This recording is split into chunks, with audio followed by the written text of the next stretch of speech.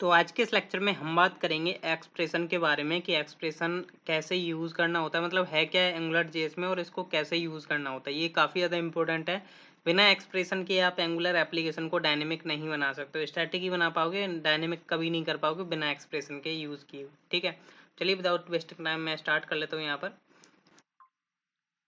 तो देखिए एक्सप्रेशन होता क्या है, बेसिकली मैं आपको थोड़ा एक्सप्लेन कर देता हूँ। यहाँ पर मैं क्या करता हूँ, इसका जो बाय डिफ़ॉल्ट कंपोनेंट है ऐप कंपोनेंट, मैं उसी को यूज़ कर लेता हूँ, जिसकी मैं एचटीएमएल फाइल यूज़ कर लेता हूँ। जहाँ से ये जो एचटीएमएल अभी यहाँ पर जो रेंडर हो रही थी, बेसिकली ये जो व्यू था, इसको मैं यहाँ से हटा देता हूँ। जस्ट मैंने इसको सेव कर दिया एंड मेरी एप्लीकेशन रिफ्रेश हो चुकी है और यहाँ पर देखोगे ये ब्लैंक शो हो चुका है। ठीक है, तो मैं बात करूंगा एक्सप्रेशन होता है क्या। देखिए एक्सप्रेशन जो है बेसिकली आपके दो कर्ली ब्रैकेट्स को बोलते हैं। ठीक है, लाइक कुछ इस तरीके से ये आपका बेसिकली हो गया एक्सप्रेशन। अब इसके अंदर जो भी आप कुछ लिखोगे वो एक्सप्रेशन के अंदर एज अ बेसिकली वैल्यू का यहाँ पर शो होगा। ठीक है, तो यहाँ पर हम क्या करेंगे, एक्सप्रेशन अगर आपको कभी भी यूज़ करना है तो आपको हमेशा क्या करना होगा, दो कर्ली ब्रैकेट्स स्टार्ट करने होंगे और यहाँ पर एंड करने होंगे। ठीक है, अब इसके अंदर आप कुछ भी लिख सकते हो, लाइक मान के चलो मैंने यहाँ पर क्या करता हूँ, यहाँ पर मैं क्या करता हूँ एक H1 ले लेता हूँ, H1 हेडिंग। अब इस एक्सप्रेशन को आप कहीं पर भी किसी भी टैग के अंदर यूज़ कर सकते हो, और या चाहो तो आप जो है बाहर भी यूज़ कर सकते हो। जैसे मैं यहाँ पर ऊपर टॉप पर यूज़ कर रहा हूँ, जैसे मैंने इसमें लिख दिया 2+2। ठीक है, इसमें आप कोई भी नंबर लिख सकते हो, या आगे चल करके हम देखेंगे इसमें कैसे हम वेरिएबल को यूज़ करते हैं डायनेमिक। ठीक है, अभी फिलहाल में आप ये समझ लो एक्सप्रेशन हम कैसे यूज़ कर रहे हैं। Curly bracket start and end करोगे, double curly bracket start and end करोगे, उसके अंदर आप कुछ भी न्यूमेरिक वैल्यू लिखो चाहे स्ट्रिंग लिखो, एज जैसे हम जावा स्क्रिप्ट में सिंपल लिखते हैं ना, स्क्रिप्ट टैग स्टार्ट करके, और उसके अंदर हम कुछ भी बेसिकली वैल्यूज़ को हम ऐड सब्ट्रैक्ट कर सकते हैं। तो समथिंग कुछ इस तरीके का ही हो जाता है। एचटीएमएल फाइल के अंदर आपको ये इसलिए एक्सप्रेशन यूज़ करने होते हैं, मीन्स कर्ली ब्रैकेट्स, एंड आप उसके अंदर कुछ भी लिख सकते हो। जैसे मैंने इसमें लिख दिया 2+2 4। ठीक है, आ जाएगा इसका आंसर। लाइक मैं यहाँ पर बता भी देता हूँ, लाइक 2+2 इक्वल, ये आपका जो है यहाँ पर आंसर आ जाएगा। और जैसे लाइक मैं H1 के अंदर लिख लेता हूँ, लाइक यहाँ पर मैंने कुछ भी लिख दिया स्ट्रिंग में, लाइक एग्जाम्पल समथिंग मैंने एक डाल दिया।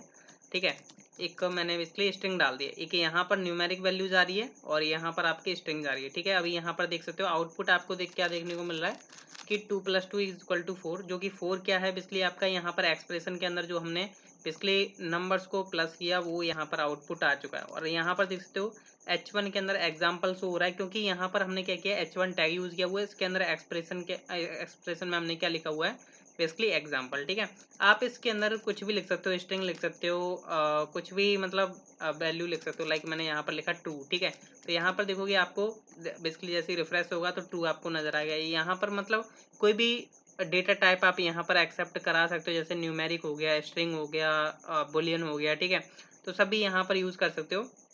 अब इनका बेसिकली इंपॉर्टेंस क्यों पड़ता है आगे चल करके आप देखोगे। जैसे लाइक मैं इसमें कनकैटिनेशन भी करके दिखा देता हूँ। जैसे मैंने यहाँ पे लिखा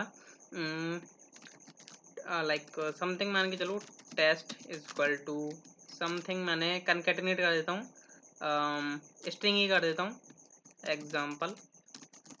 हालांकि मैंने कुछ अलग तरीके से एग्जांपल लिया, मतलब आपको समझाना चाह रहा हूँ। ठीक है, तो यहाँ पर देखते हो टेस्ट रिजल्ट को एग्जांपल आ चुका है, क्योंकि यहाँ पर हमने क्या किया हुआ है, कंकैटिनेशन यूज़ किया हुआ है, स्ट्रिंग को स्ट्रिंग के साथ कंकैटिनेशन कर रहे हैं।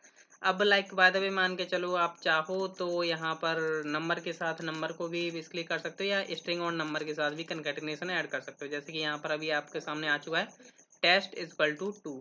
ठीक है, यहाँ पर टेस्ट इज इक्वल टू ये था एंड 2 ये, मतलब समथिंग आपको समझ में आ चुका होगा कि मैं एक्सप्रेशन को कैसे यूज़ कर पा रहा हूँ।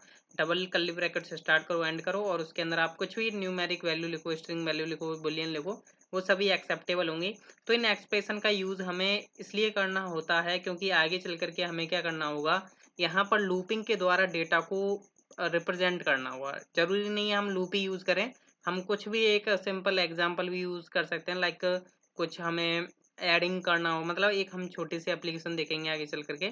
मतलब इन एक्सप्रेशन के बिना आप HTML को डायनेमिक जनरेट नहीं कर सकते हो। ठीक है, हालांकि स्टैटिक तो आप जनरेट कर लोगे, बट ये जो आपको बेसिकली कर्ली ब्रैकेट्स का यूज़ करना पड़ेगा, एक्सप्रेशन आपको यूज़ करने होंगे, जिनके बेसिस पर आप अपनी HTML को एज अ डायनेमिक ट्रीट कर पाओगे, मतलब एज अ डायनेमिक शो करा पाओगे। ठीक है, यूज़र को। तो यहाँ पर लूपिंग की भी ज़रूरत पड़ेगी, आगे हम देखेंगे कि कैसे हमें लूपिंग में ज़रूरत पड़ेगी। ठीक है, तो आगे के लेक्चर्स देखना ना भूलिएगा। नेक्स्ट लेक्चर में मैं आपके साथ शेयर करने वाला हूँ इंटरपोलेशन। ठीक है, इंटरपोलेशन एक काफ़ी ज़्यादा इंपॉर्टेंट टॉपिक है आपके एंगुलर एप्लीकेशन में, मतलब कैसे यूज़ किया जाता है, इंटरपोलेशन है क्या, तो उसके बारे में मैं आपको नेक्स्ट लेक्चर में इन्फॉर्मेशन दूंगा। तो नेक्स्ट लेक्चर देखना ना भूलिएगा। Thank you.